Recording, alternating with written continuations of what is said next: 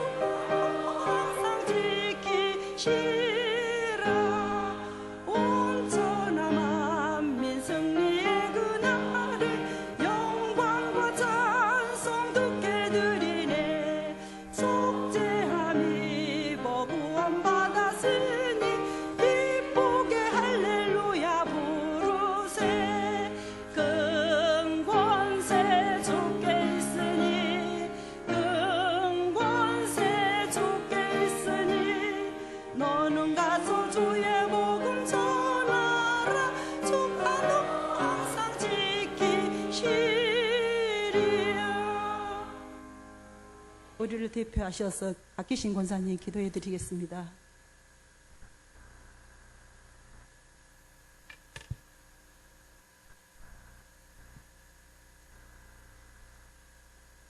거룩하신 아버지 하나님, 은혜를 감사합니다.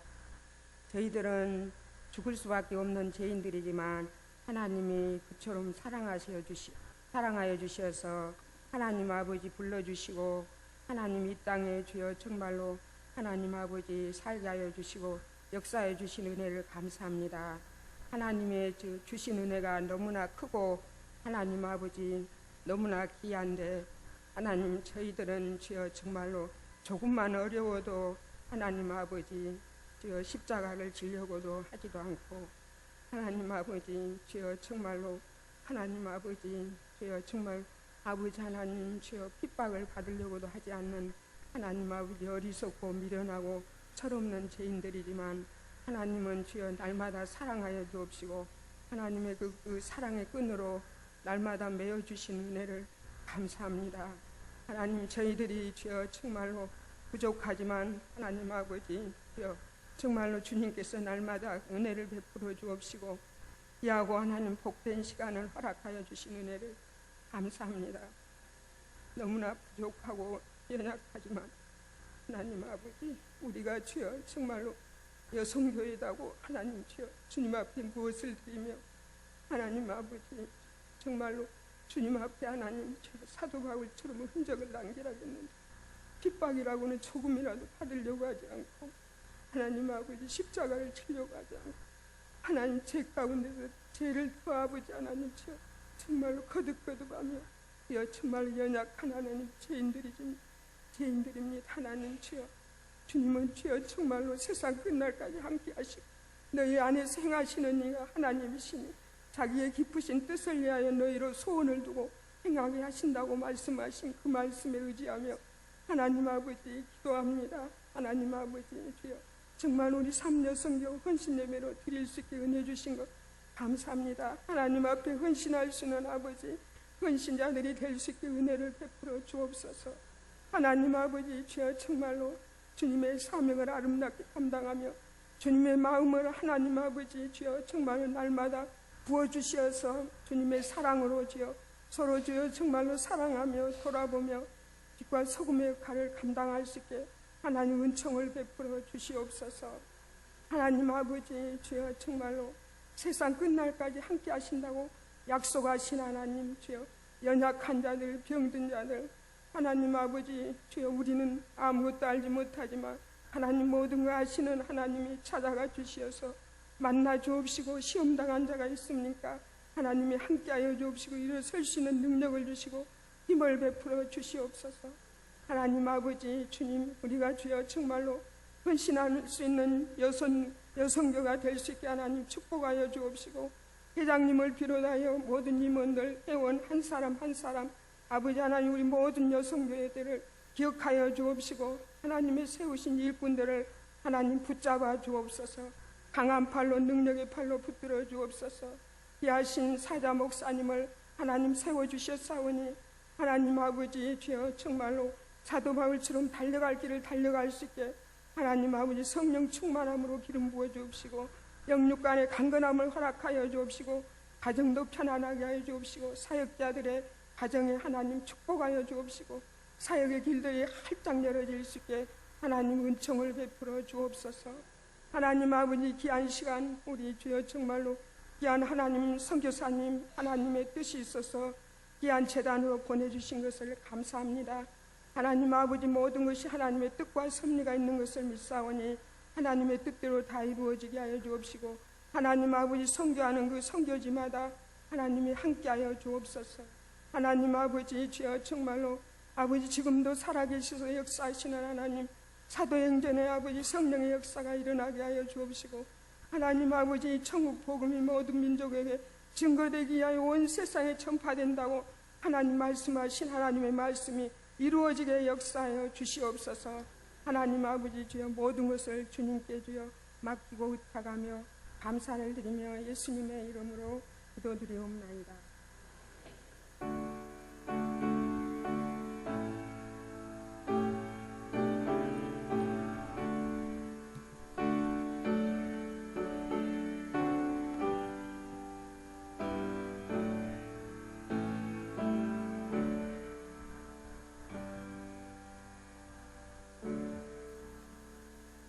이 시간에 하나님 말씀 이출란 집사님이 봉독에 올리시겠습니다.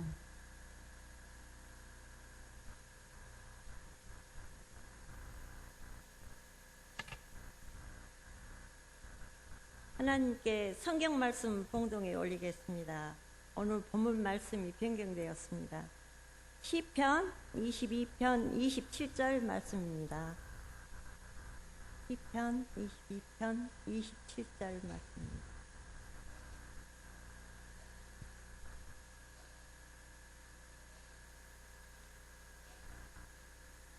땅의 모든 끝이 여호와를 기억하고 돌아오며 모든 나라의 모든 민족 족속이 그의 앞에 예배하리니. 아멘.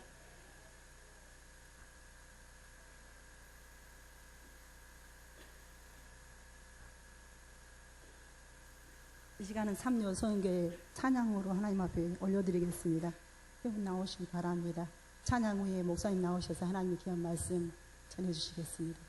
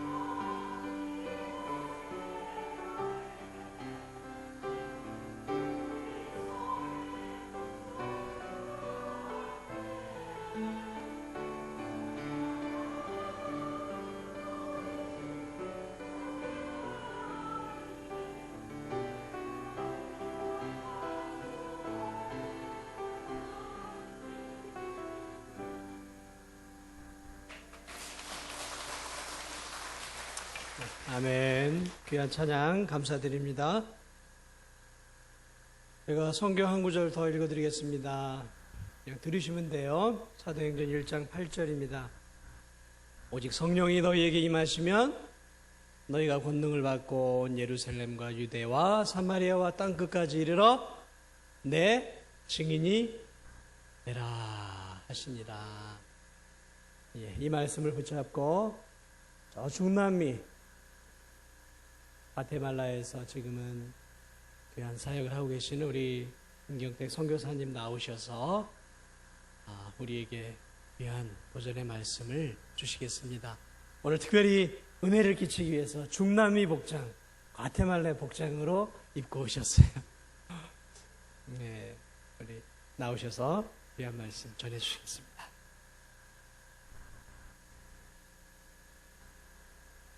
할렐루야. 네, 감사합니다. 소개받은 김경택 선교사입니다. 오늘 이 귀한 자리, 이 진도중앙교회 예배에 이렇게 초대해 주시고 또 귀한 강단 맡겨주신 김백만 목사님과 또 당회와 온 교회 앞에 감사 말씀을 드립니다.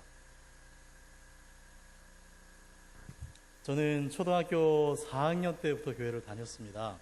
그리고 5학년에서 6학년 어간에 예수님을 제 개인의 구주로 영접했습니다. 제가 죄인인 것을 깨달을 수 있었고 예수님 외에는 구원받을 수 없는 것이 믿어졌고 그래서 예수님께 제 죄를 용서해 달라고 기도하고 제 구주가 되어 달라고 그렇게 기도하고 저의 주님이 되어주신 구원의 경험을 한 것이 지금도 기억이 납니다. 적어도 6학년 여름방학 이후부터는 그래서 교회를 다닐 때에 그전에도 물론 열심히 재밌게 다녔습니다만 그때부터는 제가 교회에 갈 때에 마냥 좋아서 간 것이 아니었고 하나님께 예배하러 간다. 나를 구원하신 하나님 예수님을 만나고 그분께 예배드리러 간다는 것을 제가 인식하고 생각하면서 그렇게 교회를 갔었습니다. 그리고 중고등학교 교회 안에서 쭉 이렇게 성장을 하면서 어린 제 마음에 선교라는 작은 씨앗이 심겨졌고요. 그것이 점점 자라서 나중에는 제 마음을 가득 채워서 저는 신학대학을 진학하고 군종병으로 군복무 중에 하나님 앞으로 구체적으로 어떤 사역을 할까요? 기도하는 가운데 가는 선교사가 되겠습니다. 라고 23살 때에 고백했습니다. 감사하게 하나님께서 그 마음을 굳건히 붙잡아 주셔서 그 이후로 한 번도 다른 생각하지 않고 흔들림 없이 그렇게 선교사가 되기 위한 훈련을 받으면서 학부와 신대원 그렇게 다니고 훈련받고 했습니다. 하나님 저를 선교사로 보내시려면 두 가지를 해결해 주십시오. 첫 번째는 같이 갈 사람을 붙여주셔야 되지 않겠습니까? 그리고 어디로 갈지 알려주십시오. 그때부터 기도를 했습니다. 첫 번째 기도에는 하나님이 금방 응답을 해주셔서 학교에 복학하고 돌아왔더니 자기도 선교사 되겠다고 하는 어떤 자매가 앞에 왔다 갔다 하길래 이리 가까이 와서 같이 갑시다 해서 지금의 제 아내가 되었습니다. 그리고 어디 갈까요 하나님 여쭤봤을 때는 금방 대답해 주지 않으시고 좀 시간이 길게 기도하게 하신 다음에 제가 최종적으로 선교 훈련을 받을 때에 잘 들어보지도 못했던 곳 중남미의 에콰도르라고 하는 나라로 인도해 주셨습니다. 그래서 2002년 2월 한참 한일 월드컵 분위기가 무르익어 갈 즈음에 저희가 이제 아이 2명과 함께 4가족이 중남미 에콰도르로 날아갔습니다. 중남미는 어디 있냐면 지구가 동그랗지 않습니까? 그럼 우리나라가 있는 한국에서 정반대쪽에 있습니다. 그래서 지금 우리가 아침이고 낮이지 않습니까? 지금 거기는 이제 저녁입니다. 밤이 되고 있습니다. 예. 그렇게 먼 곳입니다. 비행기를 타고 미국까지 한 12~13시간 날아가서 거기서 또 한 10시간 기다렸다가 비행기를 갈아타고 또 몇 시간을 날아가야 갈 수 있는. 그래서 한국에서 가려면 꼬박 하루 하고도 한 반나절이 더 걸려야 갈 수 있는 곳이 중남미였습니다. 그곳에 처음 제가 도착했을 때에 눈에 보이는 모든 것이 낯설고 사람들도 낯설고 그래서 정말 너무나 낯선 곳에 와 있다는 그런 느낌을 받았고요. 거기서 제일 이제 친숙하고 눈에 익은 것이 딱 두 가지 있었는데 LG, 삼성, 대우 가전 그 제품의 그 로고들과 그리고 도로에 다니는 현대, 대우, 기아 자동차들, 마티즈 막 이런 차들 그런 것들이 너무나 반가웠던 곳이 중남미였습니다. 중남미 그렇게 이제 도착해서 언어를 배우고 문화를 배우고 이제 현지인 사역을 이제 저희가 하는데 저희가 있었던 에콰도르뿐만 아니라 중남미에는 멕시코부터 시작해서 아래 칠레에 이르기까지 한 23개의 나라가 있고 한 6억 정도의 인구들이 있습니다.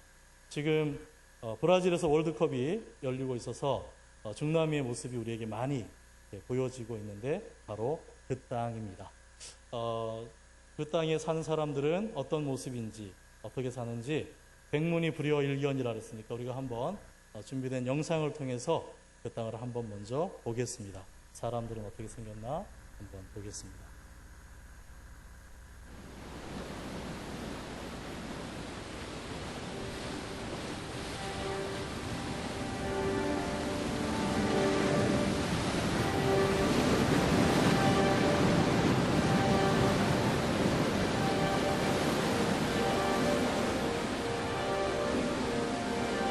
중남미는 천주교의 땅입니다. 지금 보이는 게 마리아상, 예수님상, 동네 곳곳에 시장마다 거리마다 이렇게 성당이 있고 마리아상 해놓고 있습니다. 지금 나오는 사람들이 중남미 원주민들의 모습입니다. 우리가 흔히 인디언, 인디오 이렇게 부르는 중남미 원주민들입니다. 중남미는 이렇게 원주민들이 살던 땅이었는데 중세 때에 콜럼부스가 신대륙을 발견함으로 말미암아 유럽에서 백인들이 건너가서 그 땅을 점령하고 그리고 원주민들을 노예처럼 부리면서 그렇게 400년 이상 식민지로 삼았던 곳이 중남미입니다. 그래서 지금 중남미에 살고 있는 사람들은 크게 두 가지인데 화면에서 보시는 것 같은 중남미 원주민들이 있고요. 우리처럼 머리카락, 눈동자가 새까맣고 까무잡잡하고 키도 좀 작고 그런 중남미 원주민들이 각 나라의 한 30%, 40% 이렇게 살고 있고 그리고 백인들과 원주민 사이에서 태어난 혼혈족들이 있습니다. 한 400년 이상 이렇게 피가 섞이고 섞여서 그래서 백인보다 조금 덜 하얗고 원주민보다 조금 덜 까무잡잡한 얼굴 색깔이 다양한 그런 사람들이 있습니다. 이름하여 메스티소라고 부릅니다. 뜻은 혼혈이라는 뜻입니다. 그래서 그 혼혈 메스티소들이 각 나라의 한 50%에서 60% 그렇게 차지하면서 정치, 경제, 교육, 문화, 사회 전반적인 부분들을 거의 다 장악하고 그렇게 살고 있고요. 그리고 원주민들은 원래 그 땅의 주인이었던 원주민들은 한 300~400년 중세 때 종살이처럼 노예살이처럼 그렇게 생활을 했고 이제 근대에 들어서 나라들이 독립하면서 참정권도 생기고 자유도 얻고 했지만 물려받은 것 없고 배운 것 없고 가진 것은 가난밖에 없어서 또 가난을 세습하고 그래서 지금 중남미의 사회의 하부 구조를 이루고 살고 있습니다. 그리고 이제 소수의 백인들과 그리고 이제 동양인들, 일본, 중국, 한국 사람들이 살고 있고 그래서 중남미는 미국처럼 다양한 인종들이 섞여 사는 그런 인종 전시장 같은 땅이 중남미입니다. 그리고 중남미는 말씀드린 대로 천주교의 땅입니다. 처음 중남미를 발견하고 점령했던 나라가 유럽의 스페인입니다. 스페인은 예나 지금이나 가장 강력한 천주교 국가입니다. 그래서 중남미를 다 점령하면서 자동으로 온 중남미는 천주교의 땅이 되었습니다. 그런데 안타깝게도 중세 때의 중남미로 전해진 천주교 자체가 우리가 역사에서 배운 것처럼 중세 암흑시대 면죄부팔고 성진 예매하고 하던 좀 타락한 그런 천주교였었고 그리고 전래될 때도 제대로 복음을 전하고 하나님, 예수님 설명하고 이렇게 전해진 것이 아니라 정복군의 종교로서 강제로 받아들여졌기 때문에 원주민들이나 그 땅에 살고 있는 사람들이 내용을 알기도 어려웠고 않고 뭐 믿고 이럴 겨를이 없이 그냥 받아들여서 자동으로 믿을 수밖에 없는 그렇게 전래되었기 때문에 중남미의 오늘날 중남미의 천주교는 천주교라는 이름 아래 십자가 아래서 온갖 우상 숭배를 자행하고 있는 그들이 원래부터 섬기고 있던 각종 타국신앙 있습니까? 태양신 숭배부터 경영 숭배, 조상신, 각 지방의 신들, 우상들 그런 온갖 잡동사니 우상 숭배를 다 하고 있는 그리고 그것을 좋은 말로 하면 다 포용하고 감싼 그런 카톨릭입니다. 그래서 한국의 천주교라고 생각하면 많이 다릅니다.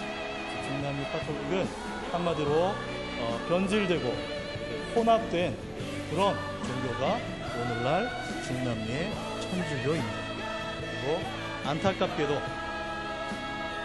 중남미의 사람들은 각 나라의 통계로만 보면 전통적으로 90% 심지어 95%가 천주교인이었습니다. 그래서 누구를 만나든지 당신 종교가 뭐요? 그러면 나는 카톨릭이요.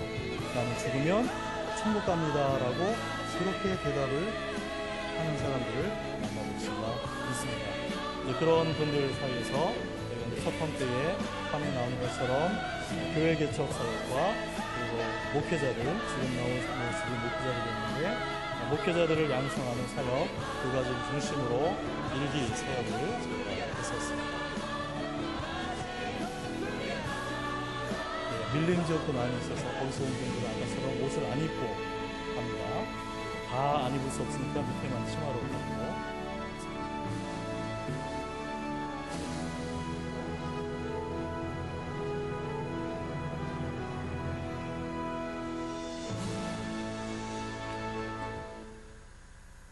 소감이 어떠십니까? 중남미 원주민들을 보셨는데 느낌이 어떠십니까? 우리랑 많이 비슷하지요? 예, 머리카락 눈동자가 까맣고 까무잡잡한 것이 시골에서 일평생 논밭에서 햇볕에 그을리면서 일하신 우리 어르신들 모습하고 흡사합니다. 그래서 제가 처음에 가서 보니까 굉장히 친근하더라고요.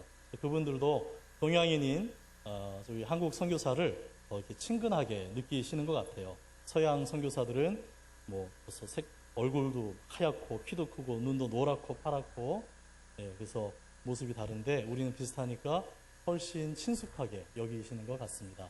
선교 사역하기에 장점이었습니다. 그렇게 이제 중남미에서 저희가 이제 사역을 하는 가운데 누구를 만나도 물으면 자기는 카톨릭이라고 조상 대대로 집안 대대로 카톨릭이었다고 그래서 자기는 죽으면 천국 간다고 그렇게 자신 있게 대답들을 합니다. 그래서 확신 있게 그래서 참 신앙이 좋은가 보다. 교회도 열심히 잘 다니나 보다. 그래서 지난주에 성당에 가서 미사를 드리셨습니까? 그러면 안 갔대요. 그 전주에는요, 바빠서 못 갔대요. 그 앞주에는요, 다른 일이 있어서 못 갔대요. 그럼 마지막으로 가서 이렇게 예배 드리고 미사 드린 게 언제세요? 그러면 머리를 긁어요. 왜냐하면 간 적이 없기 때문에. 뭐냐면 입으로는 나는 카톨릭입니다. 조상 대대로 카톨릭이었습니다. 얘기하면서도 실제로 성당 가서 예배드리고 미사드리는 사람은 굉장히 소수에 지나지 않습니다. 대부분의 사람들은 거의가 다 명목상의 신자입니다. 이름만 걸어놓고 실제로는 예배드리러 가지도 않고 집에서 성경을 읽거나 기도를 하거나 하나님, 예수님과 인격적인 관계를 갖고 신앙생활하는 사람들이 아닙니다. 하지만 문화 자체가 온 나라가 한 가정, 동네, 사회, 국가, 대륙 전체가 천주교 문화이기 때문에 어디를 가든지 성당들이 있고 그리고 어디를 가든지 하나님, 마리아, 예수님 뭐 이런 문구들이 즐비하고 그들이 하루에도 몇 번씩 하는 그들의 인사말 속에 그들의 대화 속에 하나님, 마리아, 예수님을 늘 찾고 그런 분위기 속에서 살기 때문에 자기들이 카톨릭 신자라고 그렇게 얘기는 하면서도 실상 예배드리러 미사드리러 가는 사람들은 굉장히 적고 정말 신앙생활을 하는 사람들은 별로 없는. 그래서 극단적으로 말씀드리면 일생에 단 3번만 가는 사람들도 많아요. 언제 갈까요? 응애 하고 태어나면 부모가 데리고 성당 가서 신부한테 가서 영세받고 세례명을 받습니다. 너는 베드로라, 너는 마리아라, 이렇게 영세명을 받습니다. 그리고 자기 멋대로 살고 하고 싶은 대로 살다가 언제 가냐 하면 결혼식 할 때, 결혼식은 성당 가서 신부가 주례해서 하는 거기 때문에 결혼식 할 때 갑니다. 또 그리고 자기 멋대로 살다가 언제 갑니까? 죽으면 장례 치러지러 갑니다. 극단적으로 말씀드리면 이렇게 사는 사람들도 물으면 나는 뼛속까지 가톨릭이고 나는 죽으면 천국 간다고 조금도 의심하지 않고 확신 있게 얘기합니다. 그러면 여러분, 우리가 알고 있는 성경, 우리가 알고 있는 복음에 의하면 이렇게 사는 사람이 천국 가겠습니까? 못 가죠. 그런 사람이 천국 가면 이 지구상에 천국 못 갈 사람 아무도 없대요. 그렇죠? 그렇습니다. 자기들은 천국 간다고 철석같이 믿고 그걸 믿음이라고 살고 있지만 믿음이 아니라 착각 가운데 지옥을 향해서 가고 있는 거죠. 정말 하나님 예수님을 알고 인격적으로 받아들이고 믿고 말로만 아니라 정말 변화된 삶을 살고 관계를 가지고 예배를 드리고 그렇게 살아야만 우리가 천국 가는 하나님의 백성이 되는 것인데 전혀 하나님과 예수님과 관계없이 살면서도 관념적으로 전통적으로 그리고 분위기상으로 문화적으로 자기는 카톨릭이라고, 왜냐하면 다 카톨릭이기 때문에 그렇게 천국 간다고 착각하며 살고 있는 6억의 인구가 중남미에 살고 있습니다. 그래서 세계 종교 분포 지도를 보면요, 중남미는 다 기독교 국가로 되어 있습니다. 왜냐하면 천주교도 기독교로 분류하기 때문에 기독교가 80%, 90%, 그러니까 중남미는 그냥 전체가 다 기독교 국가인 것으로 간주하고, 그래서 세계 선교 지도나 이런 데 보면 아예 중남미는 빠져 있어요. 여러분들이 14십창이라는 유명한 세계 선교 지도가 있는데 시급하게 복음도 전해야 되고 또 가난한 사람들 표시한 14십창이라는 지도가 있는데 아시아부터 아프리카만 나와 있지 중남미는 아예 들어있지도 않아요. 복음 전할 대상으로 여기지를 않아요.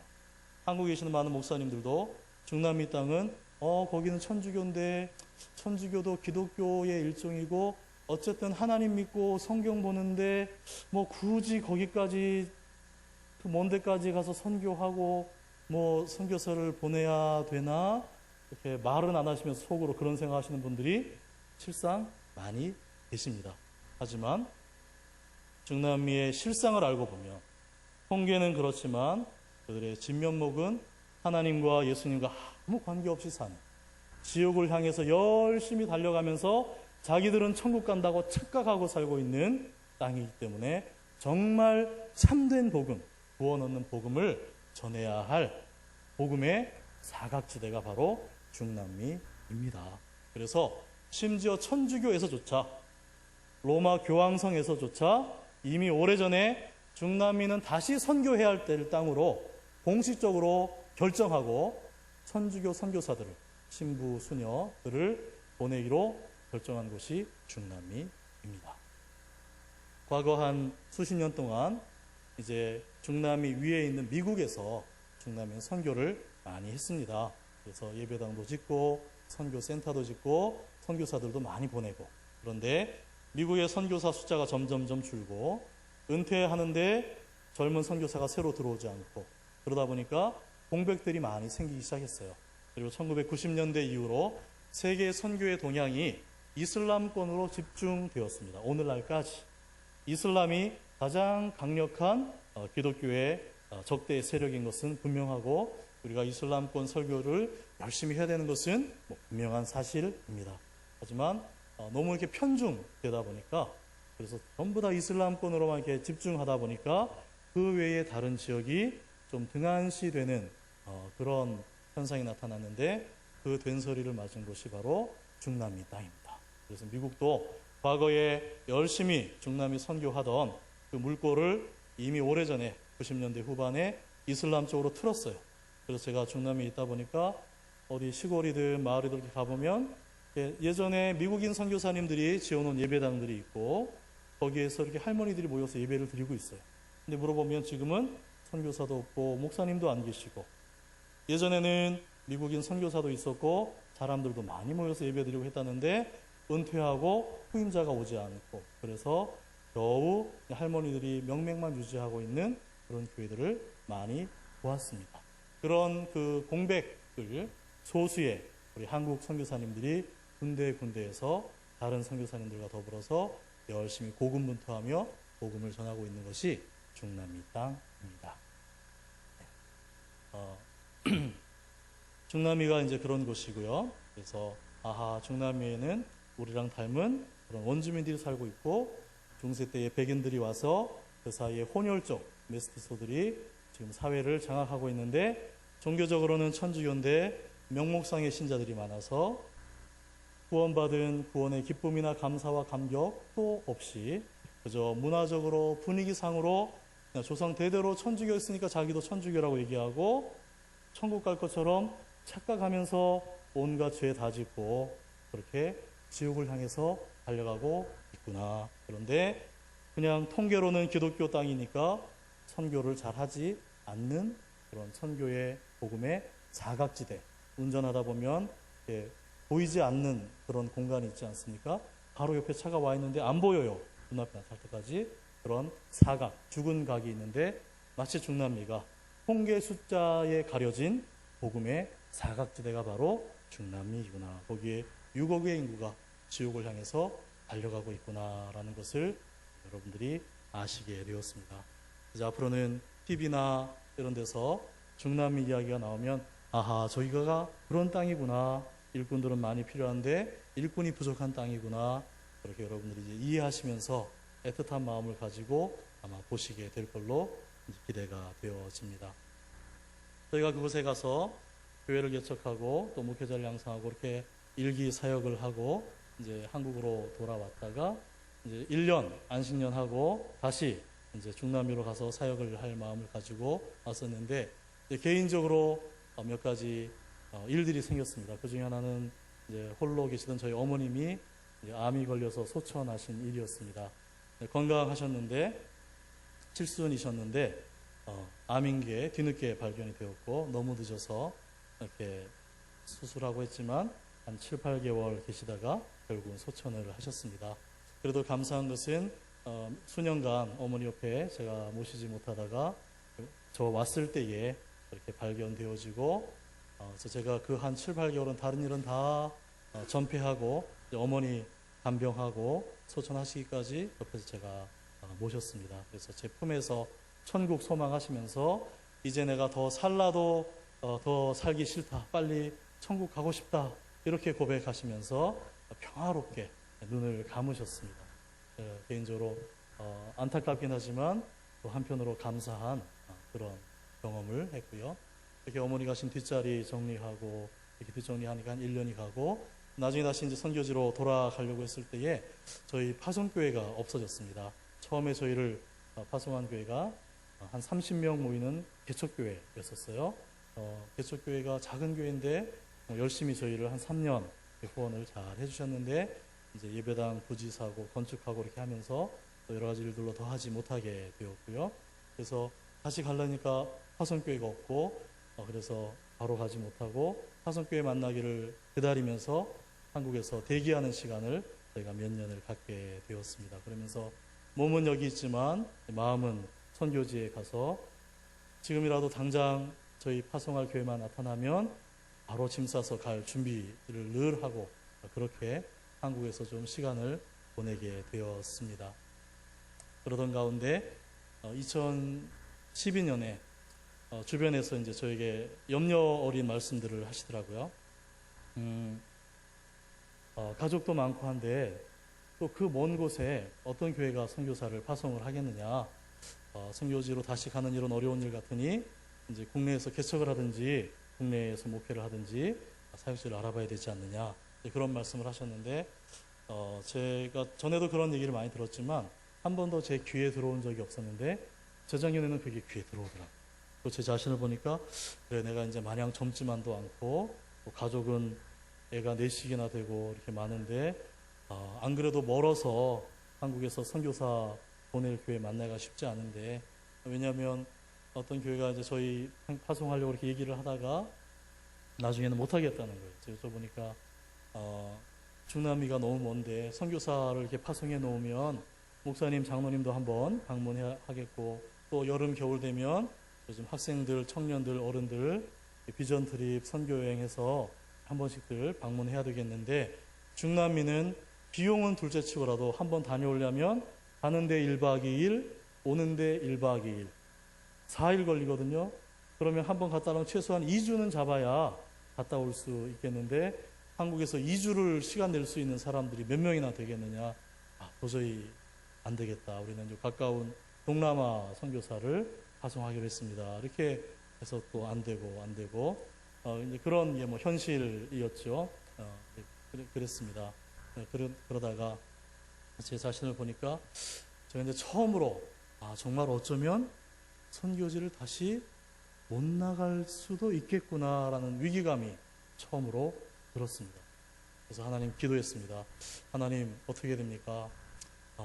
선교지를 다시 가기 정말 어려운 겁니까? 동네에서 개척을 해야 됩니까? 아니면 목회 자리를 적극적으로 알아봐야 됩니까? 기도를 했습니다. 한 달여 기도하는데 개척이나 동네 목회하는 데는 감동이 없고 다시 선교지 생각만 간절하게 나고, 그래서 급기야 제 입에서 이렇게 기도가 나왔습니다. 하나님, 내년에는 여전히 파송교회 없고 후원이 미비해도 날아갈 비행기표만 생기면 무조건 날아가겠습니다. 이렇게 기도가 나왔습니다. 여러분, 무조건이라는 얘기는 참 조심해서 해야 되는데 제가 그걸 알고 있었는데도 그렇게 기도가 나왔습니다. 그렇게 기도를 했고요. 2013년 초에 어떤 일로 해서 과테말라를 다녀올 수 있는 일이 생겼고, 가서 과테말라가 어떤 곳인지, 제가 그전에는 에콰도르와 멕시코에서 사역을 했었거든요. 멕시코가 과테말라 바로 위에 있습니다. 그래서 과테말라를 잠깐 다녀온 적이 있었지만 잘 몰랐다가 작년 초에 가보니까 굉장히 특이한 점들이 있더라고요. 그래서 알고 왔고, 선교적으로 굉장히 중요한 땅이구나 라는 것을 인식하고 와서 그곳으로 가기로 하나님이 감동 주셔서 마음의 결정을 했습니다. 근데 이제 제가 혼자 자력으로 갈 수가 없었고, 하나님께서 마침 어떤 분을 감동하셔서 비행기표를 마련해서 저에게 헌금으로 주셨어요. 그런데 비행기표가 마련되려면 가족이 다 갈 수 있게 마련이 돼야 다 같이 갈 텐데, 한 사람 날아갈 수 있는 만큼만 딱 이렇게 생겼어요. 그래서 고민하고 어떻게 되나, 가족이 떨어져 있는 것은 온당치 않은데 어떻게 되나 하고 있는데 제 아내가 먼저 이야기를 하더라고요. 가족이 오래 떨어져 있는 거 합당치 않지만 하나님의 일이 때가 있는데 지금은 당신이 먼저 가는 것이 하나님의 시간에 합당한 일 같습니다. 먼저 가십시오. 이렇게 제 등을 떠밀어 주더라고요. 그래서 제가 미안하오, 고맙소, 부탁하오. 그리고 이제 작년에 혼자 먼저 다시 과테말라를 나가서 거기서 이제 사역을 다시 지금 한 1년 하다가 이번에 들어왔습니다. 이번에 들어온 목적은 이제 가족과 함께 나가려고 목표를 가지고 들어왔습니다. 과테말라에서 제가 지금 하고 있는 사역은 신학교 사역입니다. 중남미에 미약하지만 교회들이 있습니다. 그리고 최근에 부흥하고 있습니다. 그런데 도시에 있는 교회들은 그래도 목사님들이 거의 다 계셔요. 지방이나 시골에 가면 목사님 안 계신 교회들이 많이 있습니다. 우리 한국도 옛날에 그랬지 않습니까? 그리고 어떤 교회들은 목사님이 계셔도 이 목사님이 신학교 교육을 전혀 받지 않은 그런 목사님들도 많이 계셔요. 그래서 최근에 한 통계에 의하면 지금 현재 중남미에 계시는 모든 그 현지인 목사님들 가운데 60%가 신학교 근처에도 가보지 못한 분들이라고 얘기를 합니다. 근데 실제로 그래요. 제가 사역하다 보면 주변에서 만나서 얘기해 보면 정말 그래요. 우리는 이해가 안 되죠. 어떻게 신학교도 안 가고 목사님이 될 수 있는가, 목회를 할 수 있는가. 우리의 정황에서는 이해가 안 되지만 현지의 상황을 알면 이해가 됩니다. 수도에는, 각 나라의 수도에는 신학교들이 있습니다. 각 교단을 대표하는 장로교 신학교, 침례교, 감리교 등등의 신학교들이 있어요. 하지만 지방도시만 가도 신학교가 없습니다. 왜냐하면 운영이 불가능하기 때문에 존재할 수가 없습니다. 시골은 말할 것도 없죠. 밀림이나 산맥 위에나 말할 것도 없습니다. 하지만 지방에도 시골에도 교회는 있단 말이에요. 모여서 예배를 드리는 분들이 있단 말이에요. 그럼 목사님이 없으면 어떻게 해요? 우리 한국이 옛날에도 그랬지만 목사님 안 계시면 권사님이나 장로님이나 집사님이 예배 인도하시는 거죠. 그러다가 저 이웃 말에는 목사님이 계신데 우리 교회는 목사님이 없으면 꿀리잖아요. 그럼 성도님들이 집사님이 어차피 예배 인도하시는데 그냥 우리 교회 목사님 하세요. 우리가 목사님이라고 불러드릴게요. 아셨죠? 목사님? 이렇게 해서 되신 분들이 지금 현재 중남미 목사님들의 60%예요. 그러니까 이분들이 신학 공부는 고사하고 체계적인 성경 공부 한번 제대로 혜택을 받지 못하고 그렇게 목사님이 되셔서 목회하는 분들이 많이 계세요. 그러니까 이분들이 신학도 하지 않고 성경 지식이 약하니까 교회가 말씀 위에 또 바른 신앙 위에 자라기가 어렵죠. 그래서 20년 전이나 오늘날이나 또 앞으로 10년 후, 20년 후 어떤 변화나 성장이나 발전을 기대하기 어렵시 그냥 명맥만 이렇게 유지하는 형태의 그런 교회들이 지방의 시골에 많이 있습니다.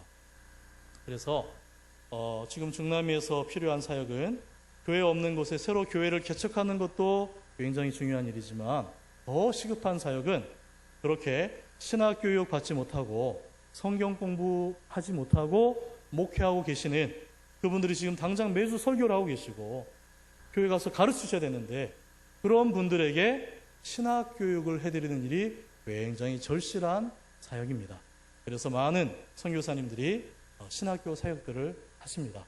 그 가운데 저희도 이제 신학교 사역을 하는데 저희가 처음부터 집중한 것은 그래도 수도에 있는 분들은 신학교들이 있으니까 갈 수 있고 배울 수 있고 하는데 어떻게 하면 저 신학교가 없는 지방에 시골에 계시는 목사님들에게 신학교육을 시킬 수 있을까 고민을 했고 하나님이 지혜도 주시고 또 사람들도 붙여주셔서 일이 진행되게 하셨습니다. 그 일들이 어떻게 진행되고 있는지 조금 보여드리겠습니다. 두 번째 영상을 켜주십시오.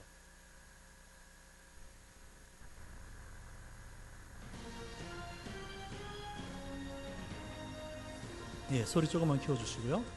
Alabanzas 저희 학교를 apasionadas, 소개하는 oraciones 영상입니다. fervientes, 현지인들에게 arrepentimiento con 소개하는 llanto, 영상입니다.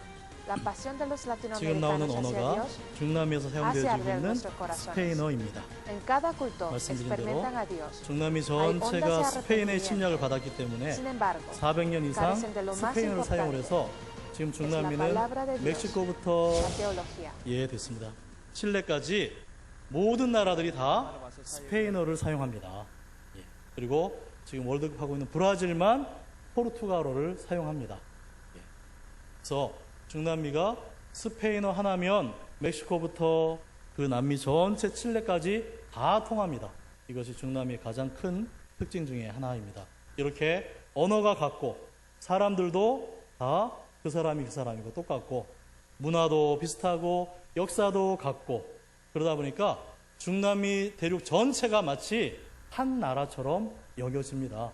또 실제로 이렇게 국경에 있는 사람들은 그냥 길에 건널목 하나 해놓고 그게 국경이 돼요.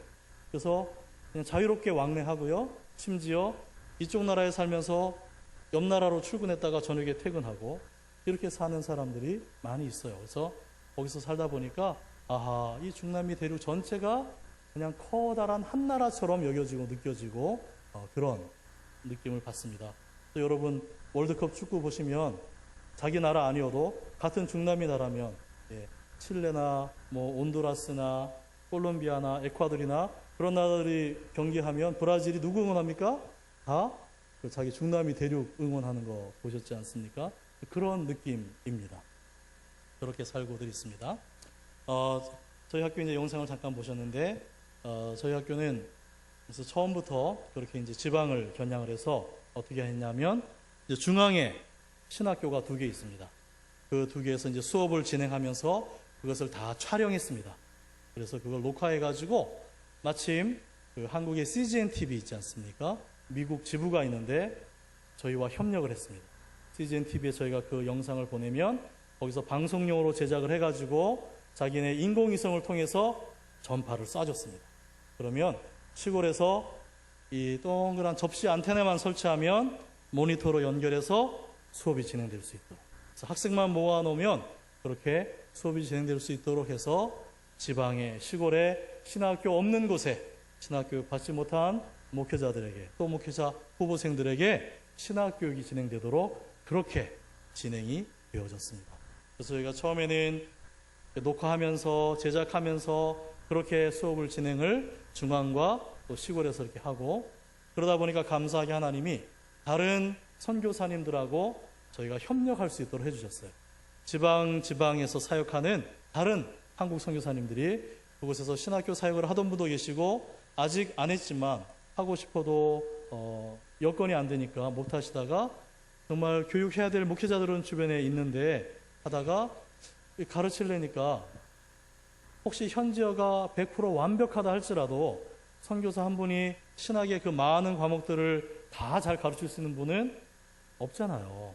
그래서 어렵잖아요. 그래서 신학교를 운영하시는 분들도 늘 고민이 교수진을 확보하는 것이고 1년짜리든 2년짜리든 커리큘럼대로 수업을 쭉 진행해 나가는 것이 늘 큰 고민거리인데 저희는 중남미의 현지에 있는 유수한 신학교의 좋은 교수님들을 저희 학교의 교수로 저희가 계약을 해서 수업을 진행을 하고 그걸 다 촬영해서 앞으로 이렇게 쓸 거라고 다 계약을 하고 그렇게 사용을 하다 보니까 시간이 지나니까 점점 수업 분량이 확보가 되지 않습니다. 그래서 지금은 인공위성도 필요 없고요. 지금은 저희가 4년 8학기 가르칠 수 있는 그 신학의 모든 과목들을 이미 다 120% 확보를 하고 있습니다. 그래서 하드디스크에다가 컴퓨터에 이렇게 들어가는 기계에다가 그 2년짜리, 4년짜리 수업 분량을 다 담아요. 그리고 그거를 플레이 시킬 수 있는 방송으로 틀면 나오게 할 수 있는 요만한 기계만 보내면 어디서든지 수업을 진행할 수 있도록. 그래서 저 지방의 시골에서 신학교 사역하는 선교사님들이 우리 학교의 분교가 되어서 거기서 그분들에게 이 양질의 이 수업을 가지고 교육을 진행하면서 또 그 밖의 일들은 그부 학장님들이 재량껏 또 학생들을 훈련하고 운영하면서 그렇게 신학교 저희 분교가 점점 이렇게 늘어나게 되었습니다. 그래서 저희 학교는 과테말라 수도 과테말라 시티에 본부를 두고 중앙에 2개의 신학교가 있지만 과테말라 지방에 저희의 분교들이 있고 뿐만 아니라 언어가 같기 때문에 주변의 다른 나라에서도 저희의 이 내용을 갖다가 그대로 사용할 수가 있는 거예요. 그래서 주변에 있는 다른 나라 다른 나라에서 사역하는 한국 선교사님들이 또 저희의 분교 학장님들이 되어서 저희의 수업 내용을 갖다가 신학생들을 또 목회자들을 훈련하고 계세요. 그렇게 사역이 점점 커지고 또 다른 한국 선교사님들과 협력해서 진행될 수 있도록 생각할 때에 너무나 감사한 일이었습니다. 그렇게 해서 지금까지 2007년에 세워져서 한 7년여간 쭉 사역을 하게 하셨고 하나님이 많은 사람들을 협력하게 하셔서 사역이 점점 흥왕하게 하셨습니다. 이제 그 가운데서 제가 맡은 이제 사역은 저 혼자 하지 않고 3명의 선교사님이 팀으로 저희는 함께 동역을 하고 있습니다. 그런 가운데 중앙의 2개 신학교 가운데 하나를 제가 학장으로 맡아서 섬기고 있고요. 제가 맡은 학교에 학생이 한 35명에서 40명 늘 그렇게 있고요. 그리고 이제 본부 사역을 같이 하고 있고요. 8개 나라에 53개의 분교가 있고 지금 현재 수업을 받고 있는 학생이 1,043명 정도가 됩니다. 2014년 현재. 그래서 그분들을 저희가 중앙에서 관리하고 이제 섬기는 일들을 해야 하는 본부 사역이 할 일이 참 많이 있습니다. 그 일들을 저희가 같이 감당하고 있고 그리고 신학교 사역을 하다 보니까 파생되는 사역들이 참 많습니다. 시간 관계상 제가 다른 설명을 더 소개할 수가 없습니다. 꼭 다음 기회가 있으면 더 드리도록 하겠고요.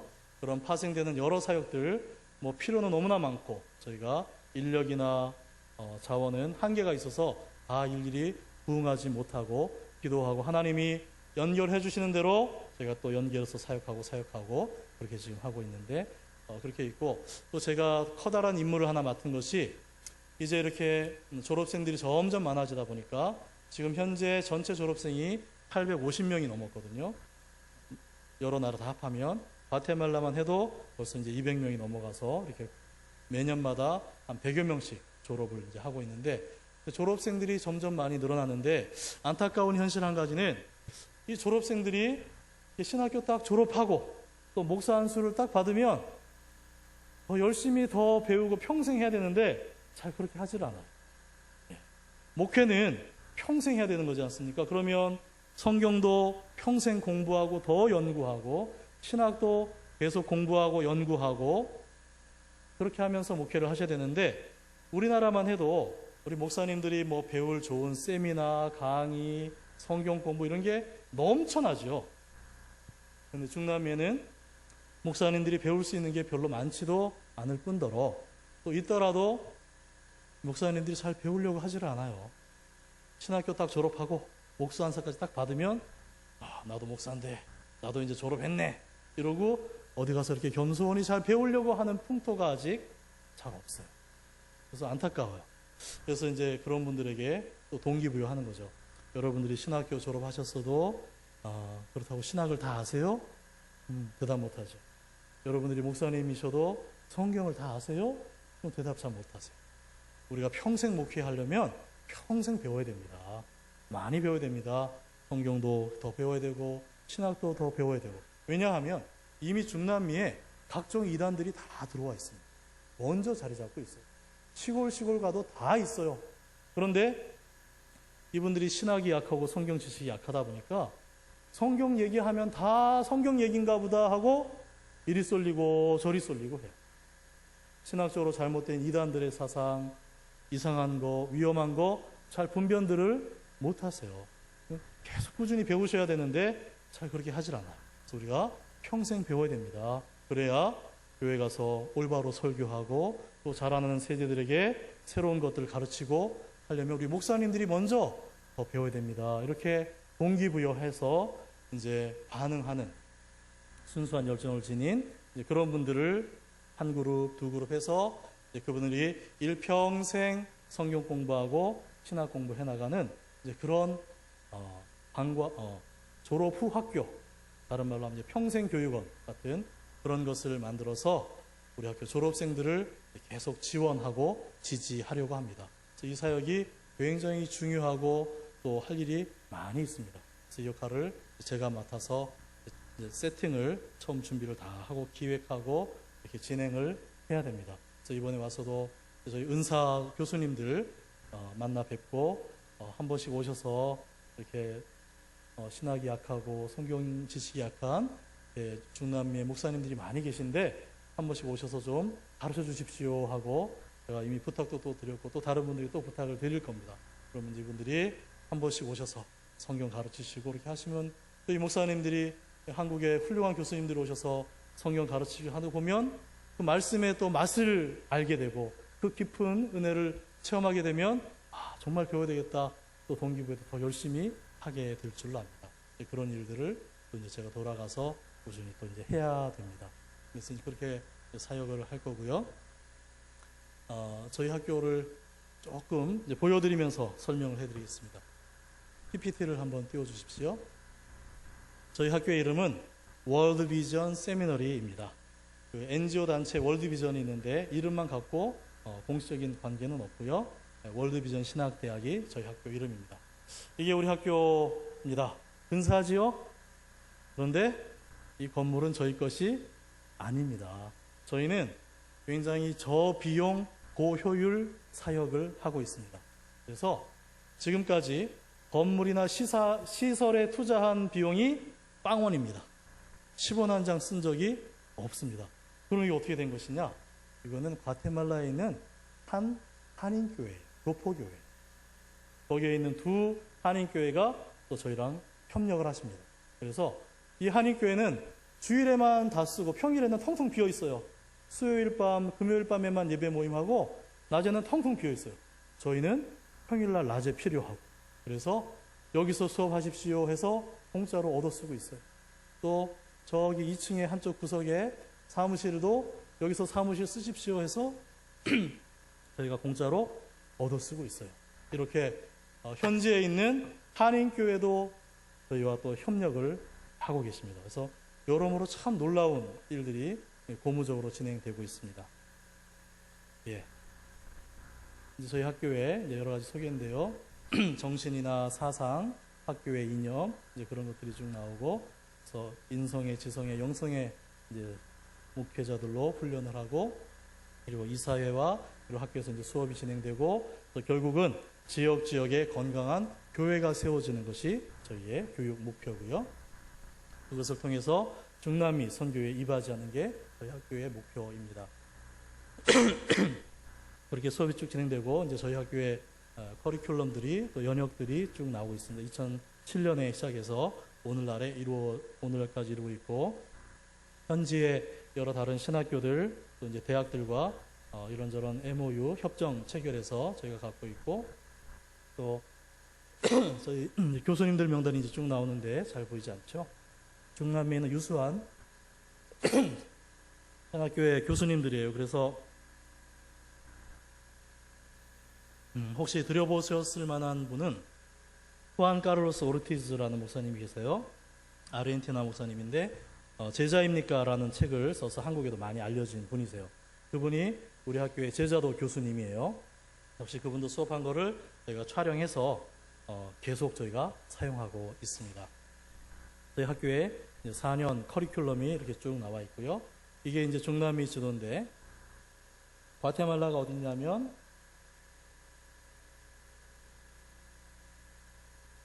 이게 좀 머니까 잘 안 보이는데요. 또 이게 큰 게 멕시코고요. 그 바로 밑에 이게 과테말라입니다. 과테말라. 이게 과테말라고, 그 옆에 이제 온두라스, 엘살바도르, 니카라과, 코스타리카, 파나마, 중미이고, 오른쪽에 도미니카 공화국과 아이티 이런 섬나라들이 있습니다. 그래서 여기를 중미라고 부르고, 밑에는 남미입니다. 남미는 이제 베네수엘라, 콜롬비아, 페루, 에콰도르, 칠레, 아르헨티나, 파라과이, 우루과이, 브라질 해서 이제 큰 나라들이 이렇게 있습니다. 이렇게 있어서 저희 학교 분교가 지금 도미니카, 그리고 멕시코, 과테말라의 본부, 니카라과, 온두라스, 남미의 볼리비아와 칠레에 이르기까지 그렇게 8개 나라에 고맙습니다. 53개의 분교 캠퍼스가 있고, 말씀드린 대로 거기에 1,400여 명의 목사님들 또 후보생들이 금년 현재 공부를 열심히 하고 있습니다.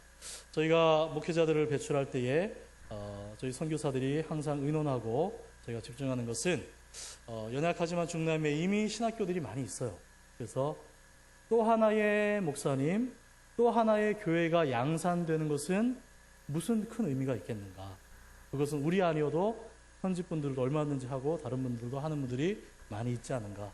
우리는 우리 학교를 이렇게 운영해 나갑시다. 소수일지라도 정예를 배출합시다. 그래서 4년 과정으로 굉장히 꼼꼼하게 신학훈련을 시키고, 또 졸업한 이후에도 말씀드린 것처럼 일평생 저희가 나몰라라 하지 않고 졸업생들도 계속해서 말씀과 신학으로 일평생 훈련할 수 있도록 그렇게 평생교육도 이제 앞으로 해나갈 것이고요. 그렇게 해서 결국은 건강한 목사님, 좋은 목사님 한 분 세우는 것이 좋은 교회를 하나 세우는 일이거든요. 저희가 그런 훈련된, 준비된 목사님 한 분을 잘 세우는 것이 이 땅에 건강한 좋은 교회 하나를 세우는 것이고, 결국 그 교회를 통해서 또 다른 곳에 재생산할 수 있는 그런 교회가 세워지는 것을 보는 것이 저희들의 소망이고 사역의 목표이기 때문에 저희가 무조건 많이 배출하고 양산하는 것은 의미가 없겠다. 한 명이라도 잘 훈련하고 평생 훈련을 하자. 그렇게 저희가 동의하고 열심히 사역을 하고 있습니다. 네. 이제 저희 분교들, 각 나라에 있는 분교들이 나오고요. 이제 이렇게 수업을 하고 있습니다. 처음에 이제 사용했던 안테나고요. 각 나라의 여러 캠퍼스들, 분교들 모습입니다. 예. 어디든지 장소만 있으면 학생들 20명, 30명, 40명 모아만 놓으면 저렇게 브라운관 화면을 통해서 아주 좋은 양질의 수업이 저들에게 전달되어지고, 그것을 통해서 신학교가 없는 지방과 시골의 목사님들이 신학교육을 받고 목회하고 교회를 섬기고 있습니다. 각 나라의 졸업식들 모습이죠. 졸업식은 이제 모여서 이렇게 하니까 많습니다. 그리고 이제 파생되는 여러 가지 사역들, 전도하고 군부대 전도하고 교도소에서 가도 또 전도하고 교도소에서도 신학교를 운영하고 교도소 안에서 목회자들이 배출되는 일도 벌어지고 있습니다. 그리고 공립학교에 들어가서 성경교사로 아이들도 가르치고 교사들도 가르치는, 이렇게 말하기가 쉬운 일이지만 천주교권에서 천주교가 다 장악하고 있는 공립학교에 개신교 목사가 들어가서 성경을 가르치는 것은 현지에서는 상상하기 어려운 일들인데 하나님께서 그런 일들이 진행되도록 하셔서 저희가 하고 있습니다. 그렇게 저희가 신학교 사역을 하면서 말씀드린 대로 한국에서 또 이곳저곳에서 정말 안 입고 안 쓰고 귀하게 헌금해서 보내시는데 저희가 정말 저비용 최소한으로 최대의 효과를 낼 수 있는 그런 사역을 저희가 지향하고 그렇게 3명의 선교사가 좋은 팀워크를 이뤄서 본부 사역하고 또 과테말라 내에 또 중남미에 있는 다른 한국 선교사님들과 협력해서 그렇게 저희 학교를 통해서 신학교육이 불가능한 지역에 신학교육이 이루어져서 목사님들이 세워져서 교회를 바른 신앙과 신학 위에 건강하게 세울 수 있도록 하는 일을 이바지하고 있습니다. 최근 한 15년, 20년 동안 중남미의 개신교가 부흥은 하고 있는데 내용을 들여다보면 좀 안타깝습니다. 왜냐하면 오순절파 일색으로 부흥하고 있어요. 그 오순절파는 우리 한국에 있는 어떤 그런 교단하고 비교가 안 될 정도로 급진적이고 좀 이렇게 편중된 그런 교단이에요. 그래서 말씀이나 신학은 굉장히 약하고 눈에 보이는 현상, 이적이나 기적, 체험 그런 것들만 너무 치중하는 그런 교단입니다. 또 성경은 잘 읽지 않고 그러면서 눈에 보이는 현상에만 치중하는, 그런데 아무튼 그런 것이 그 중남미 사람들의 성향에 잘 맞는지 그 오순절 교단을 통해서 개신교회가 최근 한 15년 숫자적으로 부흥을 하고 있어요. 그래서 예전에는 각 나라에 3%, 5%, 10% 넘는 나라가 별로 없었는데 최근에는 아르헨티나나 칠레나 브라질, 과테말라 같은 나라들은 개신교가 20%가 넘어가고 과테말라는 30%까지 되는 이렇게 부흥을 하고 있습니다. 부흥을 하지만 좀 아쉽긴 하죠. 하지만 제가 볼 때는 이렇습니다. 우리 한국도 옛날 과거에 1960년대, 70년대에 하나님께서 폭발적인 숫자의 부흥을 허락하신 시기가 있었습니다. 그때 현신의 권사님이나 최건능 목사 이런 분들 통해서 대형 전도 집회를 통해서 많은 사람들이 예수 믿었어요. 그렇죠? 그리고 이제 80년대에 들어서 가지고 90년대에 넘어가면서 우리가 성경이 약하다. 우리가 말씀이 약하다. 그래서 성경 공부 열심히 하고 말씀 열심히 배우고 사경회하고 제자 훈련하고 그런 것들이 막 발전을 해서 양적으로 질적으로 균형 있게 성장해서 오늘날까지 이루고 있는 것을 경험하지 않았습니까? 제가 볼 때 중남미에 지금 하나님이 숫자적인 부흥을 허락하는 시기인 것 같아요. 그래서 오순절파 조금 아쉽지만 아무튼 예수 믿는 숫자가 늘어나고들 있어요. 그런데 내용을 보면 중남미에 있는 천주교인들이 그런 명목상이 있는 자들이 많다 보니까 개신교인들도 닮아가요. 그래서 주일날 교회 한 번 정도 가는 것 외에는 일상생활에서 그들이 예수 믿는 사람으로서의 빛과 소금의 즙뿐 향기를 나타내는 일은 아직 많이 약하고 말씀으로 내면이 성숙해지고 말씀에 순종하는 삶을 살고 하는 것들은 아직 많이 약한, 하지만 이제 좀 있으면 그분들도 우리가 말씀이 약하다, 성경이 약하다, 우리가 더 성경 공부하고 말씀을 배워야 되겠다라는 자각이 오면 그 부분이 성장할 줄로 믿습니다. 그리고 그때를 앞당기려면 올바른 신학과 말씀으로 준비된 목회자들이 많이 있어야 그 시대를 맞이하고 준비하고 교회들을 그렇게 이끌 텐데 말씀드린 대로 중남미에는 많은 목사님들이 여전히 약하고 신학도 약하고 성경 공부도 약하기 때문에 그래서 지금 우리가 목사님들을 건강한 신학과 말씀으로 잘 체계적으로 훈련시켜 놔야 앞으로 그런 시대를 앞당길 수 있고 대비할 수 있다고 생각이 되어서 저희가 이 사역을 의미를 갖고 열심히 지금 감당하고 있습니다. 오늘 여러분께서 중남미의 상황들을 잠시 들으시고 선교 상황들을 들으셨는데 이 일을 위해서 제가 가족과 함께 가기를 소망합니다. 그런데 작년에 일단 혼자 먼저 갔고요. 혼자 가서 생활하다 보니까 사역은 너무 의미 있고 제 자신이 정말 보람을 느끼면서 열심히 하고 싶은 그런 사역을 그렇게 하다 왔는데 이제 가족만 같이 가서 사역에만 전념하면 좋겠는데 아직 저희가 파송교회가 없고 또 후원이 미비해서 가족이 함께 갈 수 있는 여건이 되지를 못합니다. 그래서 지난 연말 지나고 금년 초가 되면서 가족이 와야 될 텐데 하나님 언제 올 수 있을까요? 기도하는 가운데 일단은 한번 한국을 방문해서 가족도 좀 보고 한 1년 아이들 떨어져 있었는데 아이들도 좀 보고 그리고 이제는 하여튼 가족 같이 나가야 되겠다 결심하고 기도하고 이번에 들어왔습니다. 오면서 제가 사실 발걸음이 많이 무거웠습니다. 정리를 해보니까 가족이 가려면 크게 3가지가 필요하더라고요. 첫째, 가족이 함께 날아갈 항공료가 한 10,000불 필요합니다. 1인당 한 2,000불 필요하기 때문에 한 10,000불은 돼야 저희 가족이 날아갈 수 있습니다. 그리고 이제 가면 이제 집 세웠고 살림 준비하고 하려면 정착비가 또 한 몇천 불 내지 또 있어야 되겠고 또 이제 월 저희 후원비가 저희가 지금 현재의 한 2배는 돼야 거기서 생존할 수 있을 것 같습니다. 한국에서는 복지가 잘 돼 있어서 아이들 어린이집 다 공짜로 다니고 또 저희가 저소득층이다 보니까 도시락도 뭐 갖다 주고 그래서 생존하기가 비용이 많이 들지 않지만 이제 나가면 외국인이기 때문에 숨 쉬는 것 외에는 모든 게 다 비용인지라 그렇게 또 하여튼 후원이 확충되어야 갈 수 있고 3가지가 필요한데 된 것은 아무것도 없고 한국으로 들어오는 제 발걸음이 굉장히 무겁더라고요. 그런데 하나님이 작은 기적들을 일으켜 주셨습니다. 그래서 감사하게 제가 출발해서 한국에 도착하기 전에 가족이 날아갈 수 있는 항공료를 하나님이 확보해 주셨습니다. 너무나 감사하고요. 첫 번째 기적은 작년 12월에 일어났습니다. 작년 12월에 한 선교 모임에 가서 이렇게 식사하는 앞에 있는 우루과이 선교사님, 목사님이에요. 교제하면서 이렇게 가족이 같이 못 와 있다. 왜 못 와 있냐? 이러이러해서 혼자 먼저 와 있다. 그래? 그러면 내가 너희 가족을 위해서 기도해 줄게. 해서 고맙습니다. 며칠 있다가 이메일이 날라왔어요. 내가 너희 가족 위해서 기도하고 있는데 하나님이 좀 헌금하라는 마음을 주신다.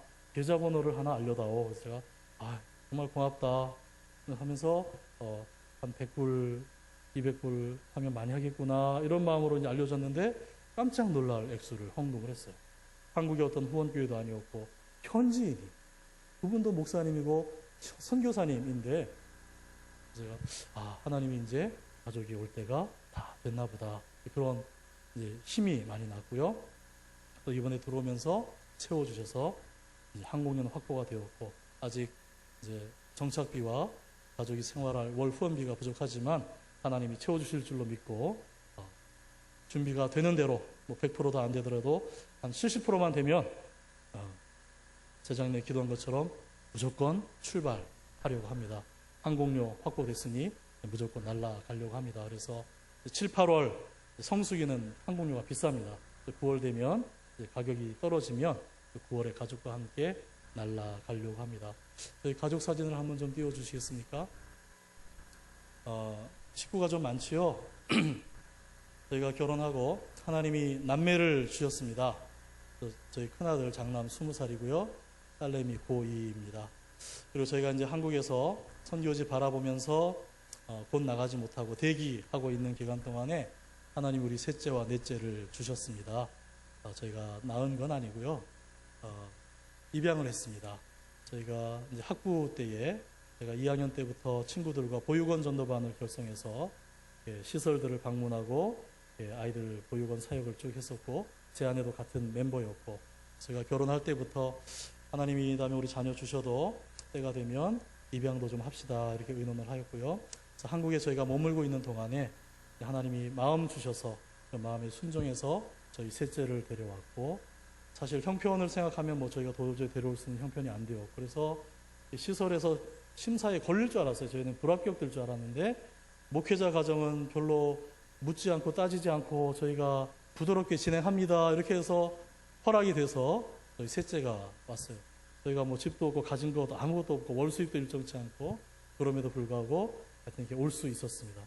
저희는 뭐 다른 거 없었고 시설에서 이렇게 자랄 아이에게 엄마 아빠 되어주고 가정 되어주는 것 그거 하나 할 수 있겠다 이런 마음으로 내려왔습니다. 제가 보육원 사역을 쭉 하다 보니까 한 가지 깨달아지는 것과 제 신념으로 하나님이 주신 마음이 세상의 모든 아이는 가정에서 자라야 된다는 것이었습니다. 시설들 방문해서 많은 아이들 만났을 때에 정말 안타까웠던 것은 그 아이들이 못 입고 못 먹고 그런 것들보다 엄마 아빠의 사랑으로 충족되어지지 않으니까 아기 때에 영아 때 유아 때에 엄마 아빠하고 살을 부비고 이렇게 엄마로부터 아빠로부터 충족되어져야 될 마치 초유를 먹어야 되듯이 그 사랑의 분량이 충족되어지지 않으니까 그것은 나이 들어서 몇 배로 하더라도 대신할 수 없는 그런 것이거든요. 아이들이 참게 자라는 것이 너무나 안타까웠습니다. 그래서 시설에서 자랄 아이에게 우리가 다른 건 못 대주어도 가정이 되어줄 수 있고 엄마 아빠에다가 형 누나까지 되어줄 수 있으니까 우리가 하나 데리고 오자 이렇게 마음 먹고 하나님 주신 마음 따라 순종해서 이제 데리고 왔는데 데리고 와 보니까 이게 너무 큰 축복인 거예요. 저희는 해준 게 아무것도 없는데 아기 덕분에 우리 온 가족이 너무 행복한 거예요. 그래서 정말 능력만 되면 막 넷째 다섯째 막 더 하고 싶은 마음이 굴뚝같이 막 생기더라고요. 근데 뭐 형편상 할 수가 없었죠. 근데 한 2년 반 후에 우리 넷째는 우리 셋째의 동생입니다. 생모가 같습니다. 뭐 그 사연을 다 말씀드릴 수는 없고 아무튼 그렇게 해서 이제 그 시설이 나주에 있는데 제 아내가 이제 가는 하루는 사진을 찍어서 보내와서 아기 하나를 안고 여기 우리 은석이 동생이 있습니다. 얘도 데려가야 됩니다. 농담하지 마시오. 장난치지 마시오. 그랬더니 알고 봤더니 이제 그런 사연이 있었고 우리 은석이 동생이 거기 있는 거예요. 그래서 바로 데려와야 됩니다. 제가 그러긴 한데 도저히 가장으로서 얼른 동의가 되지 않는다. 우리가 어떻게 넷째까지 지금 데리고 오겠느냐.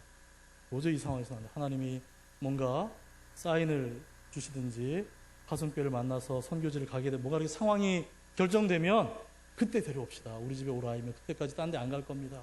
제 안에는 기도할수록 하나님이 간절한 마음 주시고 그건 사명으로 나에게 주시는 거다. 그래서 사명은 내 형편이나 상황에 관계없이 무조건 즉각적으로 순종해야 되는 거 아닙니까? 당신 말이 맞는데 참 하여튼 세상이 감당할 수 없는 믿음의 아내를 주셔서 제가 참 쉽지 않습니다. 하여튼 결국은 이제 당신 말이 옳소 하고 또 하나님이 제게도 간절한 마음 주셔서 하나님 우리 은석이 동생으로 태어났을 때는 우리 가정에 주시려고 이 땅에 보내신 줄 믿습니다. 데려올 테니까 하나님 책임져 주십시오 하고 눈 딱 감고 그냥 무조건 또 데려왔습니다. 그래서 우리 넷째가 생기게 되었습니다. 돌이켜보면 저희가 만약에 안식년 1년 하고 바로 선교지 갔더라면 우리 은석이도 만날 수 없었을 것이고 또 만약에 조금 있다가 바로 갔으면 우리 막둥이 만날 수 없었을 텐데 하나님이 아마 그런 이유가 있으셔서 저희의 길을 이렇게 붙잡고 계신 일부분도 있으시겠다 생각이 되어집니다. 그래서 그런 마음 주셔서 사실 저희가 능력이 안 되고 뭐 아무것도 사실 가진 것 없지만 그냥 하나님 주신 마음에 순종하고 하나님이 하게 하시는 줄 믿고 그대로 순종해서 이렇게 했을 때에 정말 다른 있는 분들이 하지 못하는 일들까지 저희가 감당하고 누리고 하는 이런 놀라운 복을 경험하고 있습니다. 선교도 마찬가지로 제가 연약하고 부족하고 능력이 안 되지만 하나님이 주시는 마음에 순종해서 가겠습니다 하고 받고 또 하나님이 같이 가겠다는 안에 붙여주셨고 또 이렇게 해서 가서 사역했고 또 지금 너무나 의미 있는 사역 감사하게 신나게 할 수 있어서 감사한데 정말 다른 소망 없고 가족과 함께 가서 사역에만 몰두할 수 있었으면 정말 좋겠습니다.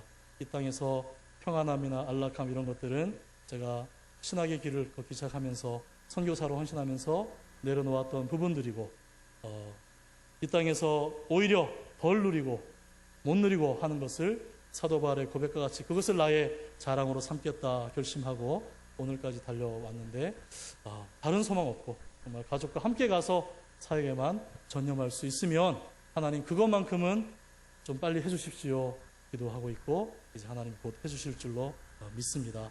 그렇게 금년 9월에 가족과 함께 속히 선교지 가서 사역할 수 있도록 위해서 기도해 주시기를 부탁을 드리고 또 중남미를 위해서 그 땅에 착각 가운데 지옥 가고 있는 6억의 인구들 그들에게 바른 복음, 바른 신학 가르쳐서 생명의 길로 인도하는 그런 사역할 수 있도록 기도해 주시기를 바랍니다. 우리가 이제 조만간 다 주님 앞에 설 텐데 하나님께서 우리에게 맡기신 달란트들 어떻게 사용했는지 물으실 텐데 우리가 그때 주님 앞에 내놓을 것이 있어야 될 줄로 압니다. 5개, 2개, 1개 맡기신 대로 최소한 1개, 2개, 5개 남겼습니다라고 하나님께 보여드려야 하지 않겠습니까?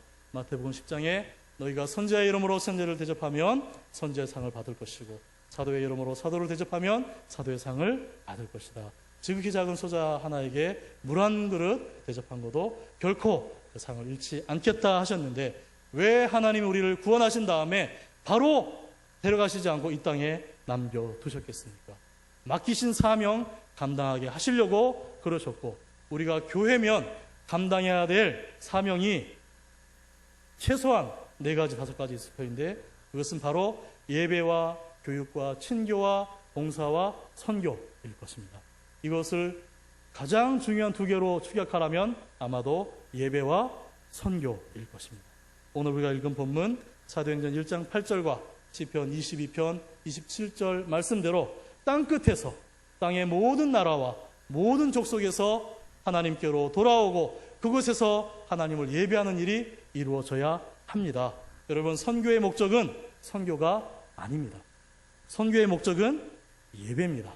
오늘 우리가 이곳에서 하나님께 영광된 예배를 감격 가운데 드릴 수 있는 것이 너무나 감사합니다. 우리가 구원받은 하나님의 백성이라면 교회라면 마땅히 해야 될 최소한의 사명이고 의무일 것입니다. 왜 선교해야 됩니까? 지구 반대쪽에는 지금 다른 곳에는 마땅히 하나님께 드려져야 될 영광이 드려지지 않고 하나님께 올라가야 될 예배가 올라가지 않는 곳이 아직도 있기 때문에 그곳에서도 땅의 끝에서도 모든 족속과 모든 나라에서 하나님께 합당한 예배가 드려져야 되기 때문에 그 예배가 드려지지 않는 곳에 예배가 드려질 수 있도록 하는 것이 선교입니다. 그래서 우리가 선교해야 하고 우리가 교회라면 반드시 해야 될 하나님을 예배하고 다른 곳에서도 하나님을 예배할 수 있도록 복음을 전하는 선교 이 2가지는 우리의 생명이 붙어있는 한 우리가 가진 것이 있든 없든 능력이 크든 작든 순종하고 감당해야 될 것인 줄로 믿습니다. 진도중앙교회가 지금까지 하나님 은혜 가운데 이렇게 성장하고 그 일을 잘 감당하시고 충성된 여러 성도님들의 헌신과 협력으로 이만큼 교회가 부흥하고 지금까지 달려온 줄 압니다. 지금까지 여러분 잘 하셨습니다. 정말 수고하셨습니다. 이제 불원과 주님 앞에 설 텐데 우리의 남은 생에 나의 남은 것 하나님께 더 드리고 감당하고 해서 이 땅에 쌓지 않고 하늘나라의 창고에 쌓아서 이 다음에 주님 만났을 때에 칭찬 들을 뿐만 아니라 여러분 천국에서 영원히 뭐 하실래요? 저는 그 상상을 가끔 하는데 이런 경험들이 있어야 되지 않겠습니까? 천국의 어느 날 웬 얼굴도 이름도 알지 못하는 생전 처음 보는 외국 사람이 나를 찾아왔다 하는 말이 감사합니다. 당신 덕분에 제가 예수 믿고 천국에 왔습니다. 당신이 누굽니까? 난 당신을 알지도 못하는데 어떻게 내가 당신 천국 오는데 내가 뭘 했단 말입니까? 당신이 기도하고 구원하고 협력한 선교사 아무개 통해서 제가 복음 듣고 예수 믿고 천국에 왔습니다. 고맙습니다. 한국교회 고맙습니다. 진도중앙교회 고맙습니다. 아무개 집사님, 권사님, 성도님 감사합니다. 이런 인사를 우리가 천국에서 날마다 주고받고 누려야 되지 않겠습니까? 하나님이 이 일을 하라고 우리를 이 땅에 남겨두셨지 않겠습니까? 만약 하나님이 세계 복음화가 목적이셨다면 하나님은 하루면 충분하십니다. 하루도 안 걸릴 겁니다. 천사들 풀어가지고요 헐헐 날개치고 날아다니면서 온 세계에 나 천사다, 진짜 하나님 계신다, 정말 예수님이 너희 위해 십자가에 죽으셨다, 정말 예수님 믿고 교회 다녀야만 천국까지, 다른 모든 종교는 다 쓸데없다, 천사들이 날아다니면서 그렇게 전도하십시오. 전도해 보십시오. 어떻게 되겠습니까? 예수 믿기로 작정한 사람들은 다 믿을 겁니다. 하루면 세계 선교 땅끝까지 복음화 끝날 겁니다. 하나님이 제가 아는 이 방법 몰라서 안 하시겠습니까? 저도 생각할 수 있는데 왜 하나님이 전도에 미련한 방법으로 먼저 믿은 우리들을 통해서 아직 믿지 아니하는 하나님이 부르실 사람들을 전도하게 하셨습니까? 왜 복음이 먼저 믿은 우리들을 통해서 전달되게 하셨습니까? 우리 위해서, 우리에게 상 주고 싶으셔서, 우리를 칭찬해 주고 싶으셔서, 이 다음에 천국에서 영원히 주님과 살 때에 정말 잘했다, 수고했다, 우리를 칭찬하고 싶으셔서 우리에게 맡기신 줄로 압니다. 그 귀한 일에 너와 내가 따로 없고 선교는 선교사만 하는 일이 아니죠. 보내고 후원하는 한국교회가 없으면 할 수 없는 일입니다. 그만큼 여러분들은 중요하십니다. 여러분들이 이곳에서 기도하고 후원하시는 것이 정말 중요하십니다. 그래서 보내는 선교사와 가는 선교사가 합력해서 복음 전하는 일이 이루어집니다. 지금까지도 그 일을 열심히 잘해오신 줄 믿고 앞으로 더욱 힘내시고 자부심을 가지고 긍지를 가지시고 주님 오시는 그날까지, 주님 앞에서는 그날까지 이 일에 한 마음으로 열심히 감당하는 우리 모두가 되어져서 주님 앞에 섰을 때 칭찬받고 상받는 우리 진도중앙교회 모든 한 분 한 분 되시기를 주님의 이름으로 축복합니다. 기도하겠습니다. 우리 같이 한번 기도하겠습니다. 중남미를 위해서 한번 기도해 주십시오. 이름도 낯선 땅 과테말라 6억의 인구, 그곳에 변질된 천주교 영혼들을 위해서 기도해 주시고, 그곳에 미약하지만 있는 현지인 교회들과 목회자들과 선교사들이 힘일지 아니하고 열심히 성령의 복음 사역 잘 감당할 수 있도록 위해서 기도해 주시고, 부족한 저와 저희 가족 위해서 기도해 주시면 감사하겠습니다. 다 같이 한번 기도하겠습니다. 하나님 감사합니다. 이곳 중도중앙교회 하나님께서 오늘까지 은혜 주시고 붙으셔서 이끌어 주신 것을 감사합니다. 하나님 은혜 가운데 붙잡아 주셔서 제 생명의 복음, 하나님 나를 통해서 이 땅끝으로 아버지 지구 반대편으로 중남미로 하나님 흘러갈 수 있도록 역사하여 주시옵소서. 이곳에 계신 한 분 한 분이 하나님 앞에 헌신된 삶을 사며 하나님 앞에 주님의 흔적을 가지고 이 다음 주님 앞에 섰을 때에 보여드릴 것이 있는 그런 아버지 추억들을 가지고 이 땅을 살 수 있도록 은혜를 베풀어 주시옵시고, 아버지 중남미도 주님 기억하여 주옵시고, 그곳에 주님의 생명의 복음이 전파되게 도와주시옵시고, 연약한 현지인 교회들과 목회자들과 선교사들이 힘을 얻고 이 사명을 잘 감당할 수 있도록 은혜 베풀어 주시옵소서. 이 일 아버지 온 성도들이 온 교회가 한 마음 한뜻 되어서 중남미도 복음화하는 진도중앙교회 되게 하여 주시옵시고, 우리의 생애와 한국교회 되도록 은혜 베풀어 주시옵소서. 감사와 영광을 주님께 돌려드리오며 예수님의 이름으로 기도드리옵나이다. 아멘. 말씀 감사합니다. 찬송가 507장 드리심으로 봉헌하신 헌금 올려드리겠습니다. 헌금위원으로 나와주시기 바랍니다.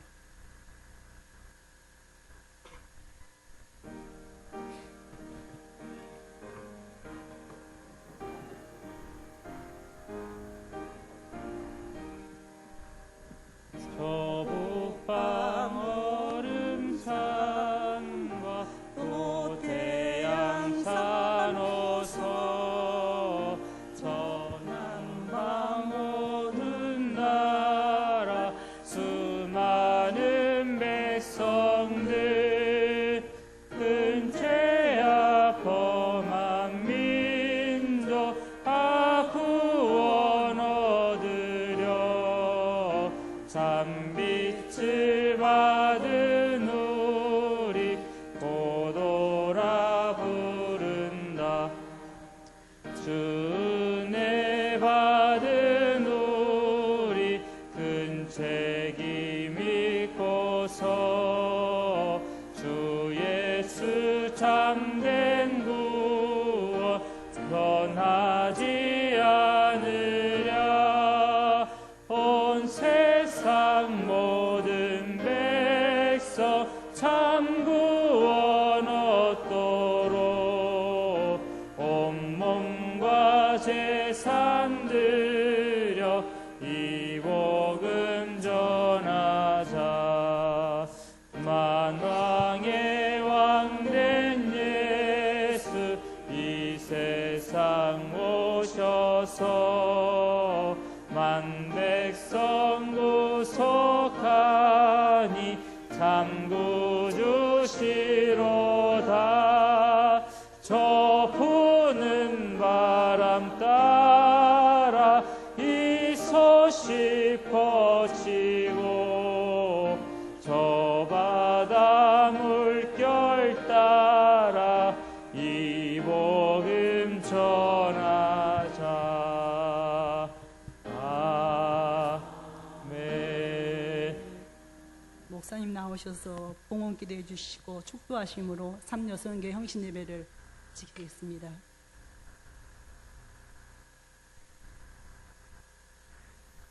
예, 오늘 말씀을 통해서 좀 많은 도전을 받게 됩니다. 나아서 4명이 될 수도 있지만 입양해서 4명이 되었다는 것이 많은 감동이 됩니다. 귀한 선교 사명을 잘 감당하실 수 있도록 기도해 주시고 꼭 감동이 되시는 분이 있으시면 저한테 조금이라도 도우실 수 있는 분들은 저한테 개인적으로 말씀해 주시면 감사하겠습니다. 다음 주일은 맥주 감사 주일입니다. 기억해 주시고 그날 함께 우리 찬양 경연대회가 있습니다. 잘 준비하시고 우리 함께 기쁨으로 하나님을 찬양하는 은혜의 시간들이 되었으면 좋겠습니다. 예배 후에 우리 당회실에서 우리 장로님들은 선교사님과 함께 잠시 과거의 시간들을 가지려고 하니까 꼭 참석해 주시면 감사하겠습니다.